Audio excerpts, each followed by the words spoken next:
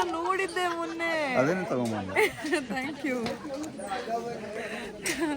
100 years old.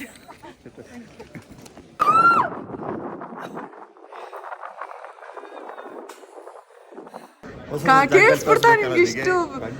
ಓ, ಇದೆಲ್ಲ ಚಿಕ್ಕಿದ್ದೀರಾ?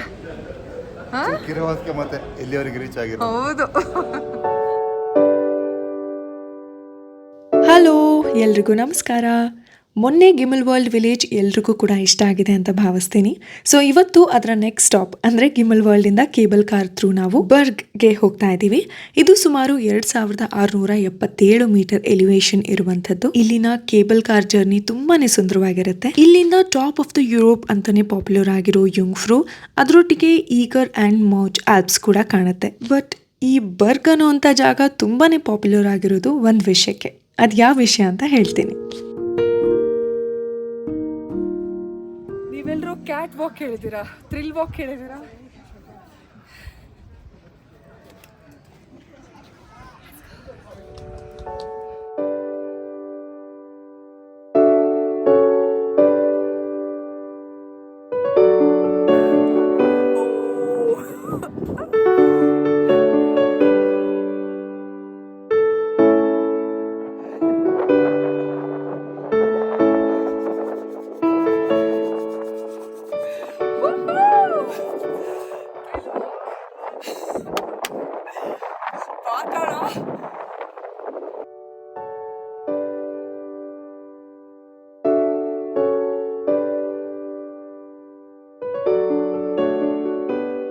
ಈ thrill walk ತುಂಬಾನೇ ಸೇಫ್ ಆದರೂ ಕೂಡ ಒಂದು ಕಡೆ ಇದೆ ಡವ ಅನ್ನತ್ತೆ.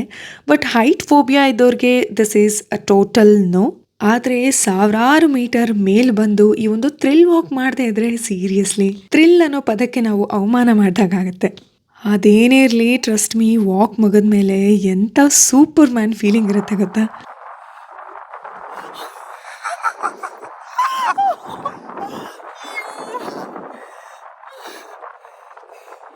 ಇಲ್ಲಿ ನೋಡಿ, ಈ ಪಾಪು ಅವ್ರ ಅಪ್ಪ ಅಮ್ಮ ಬರೋದಕ್ಕೆ ಮುಂಚೆನೇ ಥ್ರಿಲ್ ವಾಕ್ ಸ್ಟಾರ್ಟ್ ಮಾಡೇ ಬಿಡ್ತು. ಎಂಥ ಡೇರಿಂಗ್.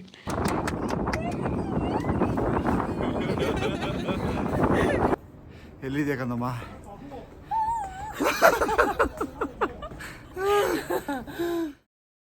ಈಗ ಬ್ರಿಗ್ಗಿಂದ ವಾಪಸ್ ಗ್ರೀನಲ್ ವರ್ಲ್ಡ್ಗೆ ಬಂದ್ವಿ.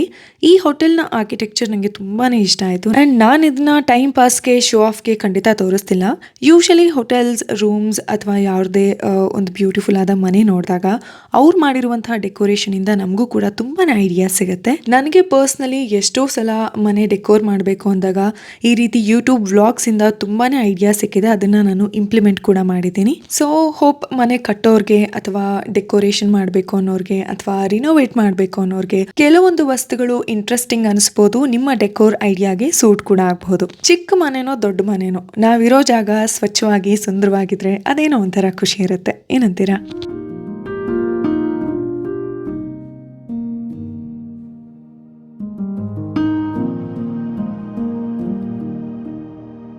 ಎಸ್, ಈಗ ಬೇಗ ಫ್ರೆಶ್ ಅಪ್ ಆಗ್ಬಿಡ್ತೀನಿ. ಬಿಕಾಸ್ ನಾವೊಂದು ಸ್ಪೆಷಲ್ ಜಾಗಕ್ಕೆ ಹೋಗ್ತಾ ಇದ್ದೀವಿ.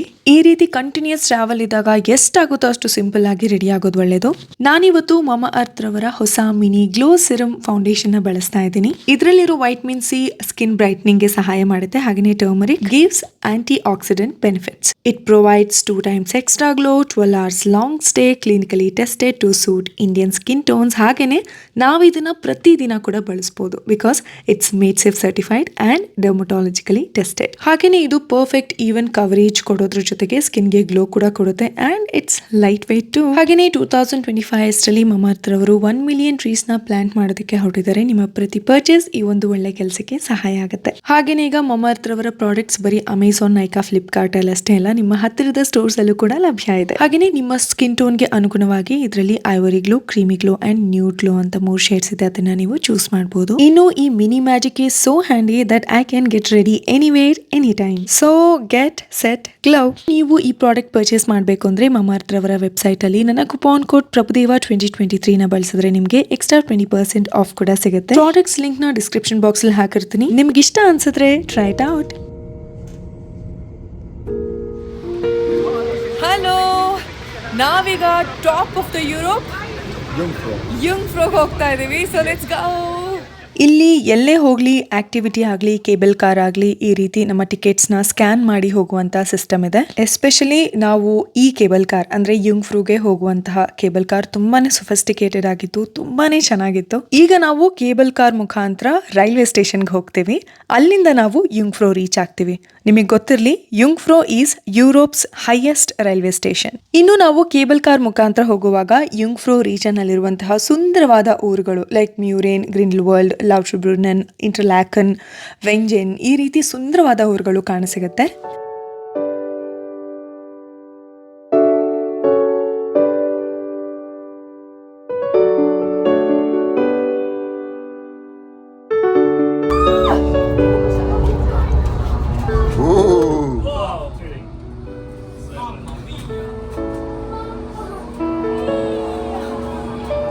So fast.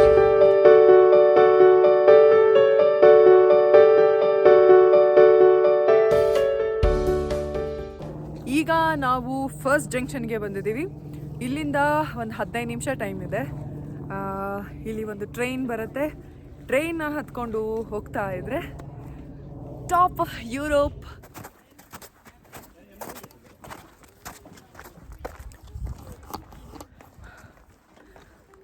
ಇಲ್ಲಿಗೆ ಬಂದು ಆಲ್ಮೋಸ್ಟ್ 10 ಡೇಸ್ ಆಯಿತು. ಆದರೆ ಜಾಸ್ತಿ ನನಗೆ ವೀಡಿಯೋ ತೊಗೊಳಕ್ಕಾಗ್ತಾಯಿಲ್ಲ ಬಿಕಾಸ್ ಆ ಕ್ಷಣದಲ್ಲಿ ನಾನು ಎಂಜಾಯ್ ಮಾಡ್ತಾಯಿದ್ದೆ ವ್ಯೂನ. ಒಂದೊಂದ್ಸಲಿ ಮರ್ತು ಹೋಗ್ತಿತ್ತು, ಒಂದೊಂದ್ಸಲಿ ಕಾನ್ಷಿಯಸ್ ಆಗಿ ಇಲ್ಲ ವೀಡಿಯೋ ತೊಗೋಬೇಕು, ವ್ಲಾಗ್ ಮಾಡಬೇಕು ಅಂತ ಮಾಡ್ತಿದ್ದೆ. But coming to this Jungfrau, ನಾನು ಟಾಪ್ ಆಫ್ ದ ಯುರೋಪ್ ಅಂದ ತಕ್ಷಣವೇ ಅಂದ್ಕೊಂಡೆ ಇದನ್ನು ಎಲ್ಲರೊಟ್ಟಿಗೆ ಶೇರ್ ಮಾಡಬೇಕು ಅಂತ. ಸೊ ಟ್ರೈನ್ ಬಂತು, ಟ್ರೈನ್ ಹತ್ಕೊಂಡು ಟಾಪ್ ಆಫ್ ಯುರೋಪ್ಗೆ ಹೋಗುವ.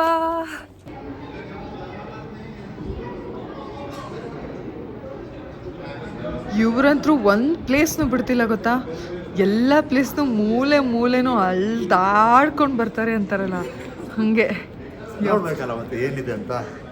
ಕೇಳಿಸ್ಬಿಡ್ತಾ ನಿಮ್ಗೆ ಇಷ್ಟು? ಖಂಡಿತ ಕೇಳಿಸ್ತು. ಓ, ಇದೆಲ್ಲ ಚಿಕ್ಕಿದ್ದೀರಾ? ಕಿರುವಾಸ್ಕೆ ಮತ್ತೆ ಎಲ್ಲಿವರೆಗೆ ರೀಚ್ ಆಗಿರೋ. ಹೌದು.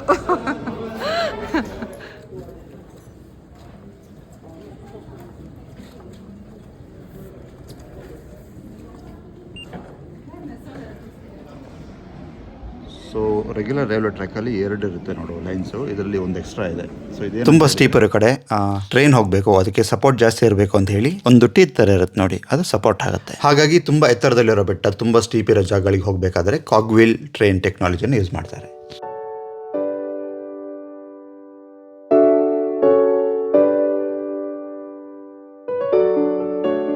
ಈ ಒಂದು ಯುಂಗ್ ಫ್ರೋ ರೈಲ್ವೆನ ಕಲ್ಲಿನ ಬೆಟ್ಟಗಳನ್ನು ಕೊರೆದು ಸುರಂಗ ಮಾರ್ಗವನ್ನು ಮಾಡಿರುವಂತಹದ್ದು ನೋಡಿ. ಇದೇ ಸುರಂಗ ಮಾರ್ಗದಲ್ಲಿ ಟ್ರೈನ್ ಬಂದ್ ನಿಂತಿದೆ. ಸೊ ಇಲ್ಲಿಂದ ನಾವು ಯುಂಗ್ ಫ್ರೋಗೆ ಹೋಗ್ತಾ ಇದ್ದೀವಿ. ನನಗೆ ಕರೆಕ್ಟಾಗಿ ಇನ್ಫಾರ್ಮೇಶನ್ ಸಿಗಲಿಲ್ಲ, ಬಟ್ ಇಲ್ಲಿಂದ ಸುಮಾರು 7 ರಿಂದ 10 ಕಿಲೋಮೀಟರ್ ಆಗುತ್ತೆ. ನಾವಿಲ್ಲಿ ಎಂಟ್ರಿ ಆದ ತಕ್ಷಣ ಲೇಟೆಸ್ಟ್ ಟೆಕ್ನಾಲಜಿ ಅಂತಾನೆ ಹೇಳ್ಬೋದು. 3D ಎಫೆಕ್ಟಲ್ಲಿ ಈ ಒಂದು ಯುಂಗ್ ಫ್ರೋ ರೀಜನ್ನ ತುಂಬಾನೇ ಬ್ಯೂಟಿಫುಲ್ ಆಗಿ ತೋರಿಸ್ತಾ ಇದ್ರು. This was so welcoming.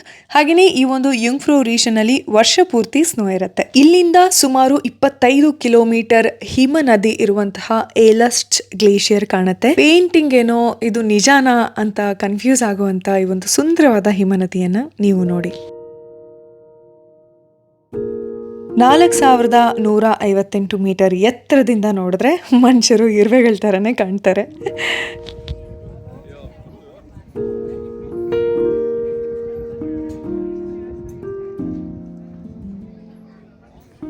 Hi, I am all excited.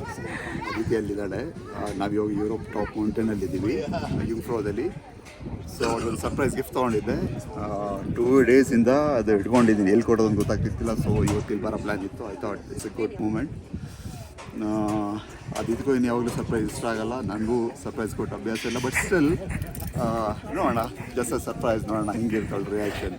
ಮೊನ್ನೆ ಶಾಪಿಂಗ್ ಹೋದಾಗ ಒಂದು ಆ್ಯಂಟಿಕ್ ಶಾಪಲ್ಲಿ ಒಂದು ಚೈನ್ ಆ್ಯಂಡ್ ಡಾಲರ್ ನೋಡಿ ತೊಗೊಂಡಿದ್ಲು, ರೇಟ್ ನೋಡಿ ಬಿಟ್ಟು ಬಂದಿದ್ಲು. ಸೊ ಅದು ನಾನು ತಂದಿದ್ದೀನಿ, ಅವಳಿಗೊಂದು ಸರ್ಪ್ರೈಸಾಗಿ ಗಿಫ್ಟ್ ಕೊಡೋಣ ಅಂತ. ನೋಡೋಣ ಹೆಂಗಿರುತ್ತೆ ರಿಯಾಕ್ಷನ್.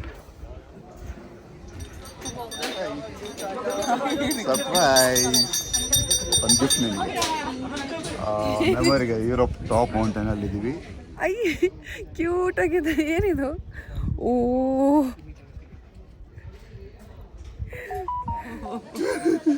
ಹಾಯ್, ಇದನ್ನ ನೋಡಿದ್ದೆ ಮೊನ್ನೆ. ಅದೇನು ತಗೊಂಬಂದೆ. Thank you. 100 years old.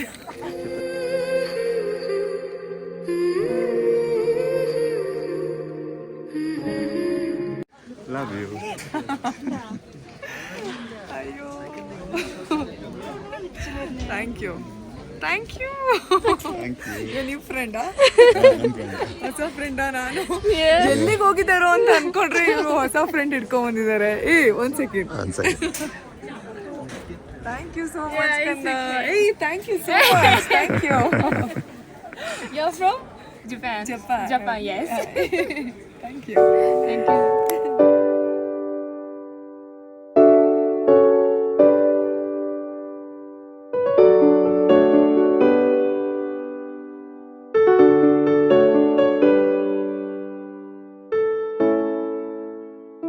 Usually ಇಲ್ಲೆಲ್ಲ ಯಾವುದೇ ಒಂದು ವಿಶೇಷವಾದ ಜಾಗಕ್ಕೆ ಹೋದಾಗ ಈ ರೀತಿ ಕೀಗಳನ್ನು ಹಾಕಿರ್ತಾರೆ ನೆನಪಿಗಿರಲಿ ಅಂತ. ನಾವಂತರೂ ಮರ್ತಿದ್ದೀವಿ, ನೀವೇನಾದರೂ ಹೋದರೆ ಖಂಡಿತವಾಗ್ಲೂ ಮರಿಬೇಡಿ. ಮುಂದೆ ಹೋದರೆ ಇಲ್ಲಿ ಆಲ್ಪೈನ್ ಸೆನ್ಸೇಷನ್ ಅನ್ನುವಂಥ ಜಾಗ ಸಿಗುತ್ತೆ. ಇಲ್ಲಿ ತುಂಬಾ ಆರ್ಟಿಸ್ಟಿಕ್ ಆಗಿ ಈ ಒಂದು ಯುಂಗ್ಫ್ರೋ ರೀಜನ್ ಬಗ್ಗೆ ಸಾಕಷ್ಟು ಮಾಹಿತಿಗಳನ್ನು ತಿಳಿಸ್ಕೊಟ್ಟಿದ್ದಾರೆ. ಇನ್ನು ಈ ಜಾಗದ ಕತೆ ಹೇಳ್ಬಿಡ್ತೀನಿ.